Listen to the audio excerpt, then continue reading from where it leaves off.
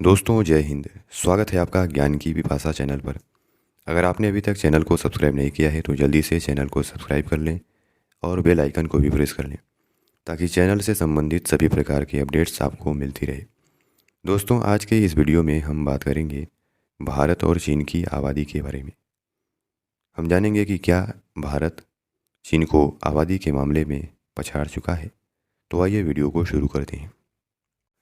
दोस्तों पिछले वर्ष 11 जुलाई को विश्व जनसंख्या दिवस के अवसर पर जब संयुक्त राष्ट्र ने जनसंख्या से संबंधित रिपोर्ट जारी किया था तो उसमें बताया था कि भारत अगले साल ही यानी 2023 में ही चीन को आबादी के मामले में पछाड़ देगा और बताया गया था कि नवंबर तक में दुनिया की आबादी 800 करोड़ को पार कर जाएगी।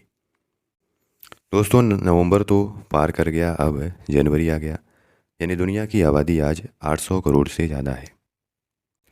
दोस्तों अभी हाल ही में चाइना से यह रिपोर्ट आई है। वहाँ की सरकार ने यह बताया है कि चीन की आबादी पिछले साल की तुलना में इस साल 8.5 लाख घटी है। यानी चाइना की जो पॉपुलेशन ग्रोथ रेट है वो निगेटिव में है और ऐसा लगभग 1960 के दशक के बाद यह पहली बार हुआ है। 1970-80 के दशक में चाइना की पॉपुलेशन ग्रोथ रेट काफ़ी ज़्यादा थी, इसलिए वहाँ चीन की सरकार ने 1980 में वन चाइल्ड पॉलिसी को सख्ती से लागू किया और लगभग 35 साल के बाद 2016 में चाइना ने वन चाइल्ड पॉलिसी को ख़त्म करके इसमें थोड़ा ढील दिया। यानी अब वो चाइना में 2 बच्चों को पैदा करने की अनुमति दे दी गई, लेकिन 2021 में 3 बच्चों की नीति को भी लागू कर दिया गया। अब चाइना अपने देश में बच्चे पैदा करने के लिए प्रोत्साहित कर रहा है, लेकिन तमाम कोशिशों के बावजूद वहाँ जन्म दर में वृद्धि नहीं हो रही है। चाइना के सामने अब समस्या यह आ खड़ी हुई है कि चाइना की आबादी अब बूढ़ी होती जा रही है और वहाँ युवा आबादी की संख्या घट रही है, क्योंकि मृत्यु दर तो स्थिर है लेकिन जन्म दर में कमी आ रही है।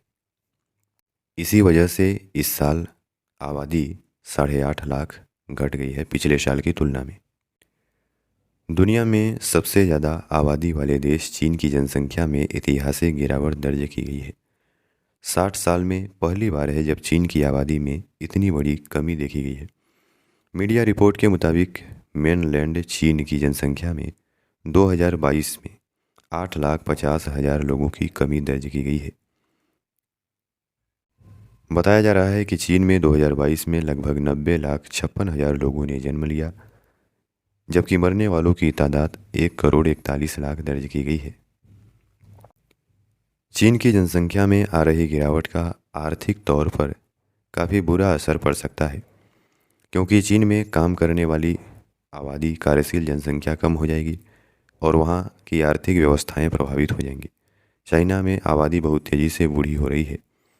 जल्द ही ऐसा समय भी आएगा जब चीन के पास काम करने वाले युवाओं की ही कमी होगी।